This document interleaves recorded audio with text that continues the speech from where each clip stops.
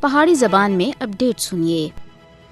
بھارت مقبوضہ جموں کشمیر وچ نام نہاد پرامن حالات دی واپسی دے اپنے جھوٹے دعواں کو اگے بڑھانے دے واسطے پروپیگنڈا کر رہا ہے۔ مودی حکومت مقبوضہ جموں کشمیر دے اتے اپنے کوڑے دعوے کو سچائی اور حقائق کو تروڑ مروڑ کے پیش کرنے دی ناکام کوشش کر رہی ہے۔ کیا یہ معمول دے حالات ہیں کہ مقبوضہ جموں کشمیر وچ 5 اگست 2019 تھے ہن تک 753 کشمیری بھارتی دہشت گردی دا نشانہ بن چکے ہیں، 2356 زخمی، 18905 گرفتار اور ہر دیہڑے دا قتل عام بلا جواز گرفتاریاں صحافیاں اور انسانی حقوق کے کارکناں دے اتے بھی ظالمانہ قوانین دے مطابق ادھر معمول دے بھارتی دعویاں کو بے نقاب کر رہا ہے۔ بھارتی فوجیاں سن مقبوضہ جموں کشمیر کو ایک جیل دے وچ بٹا کے دا ہے۔ ادھر بنیادی انسانی حقوق لگاتار پامال کیتے جا رہے ہیں، لیکن مودی اور اس دے حمایتی دنیا دی اکھاں دے وچ مٹی سٹنے دی ناکام کوشش کر رہے ہیں اور لگاتار جھوٹا دعویٰ کر رہے ہیں کہ مقبوضہ جموں کشمیر وچ سارا کچھ ٹھیک ہو رہا ہے۔ مقبوضہ جموں کشمیر وچ بین الاقوامی سربراہی اجلاساں دا انعقاد ہو یا بھارتی حکمراناں دی طرف تے نام نیاد دوراں دا اہتمام، ادھر دی اصل زمینی صورتحال دے بارے وچ حقیقت کو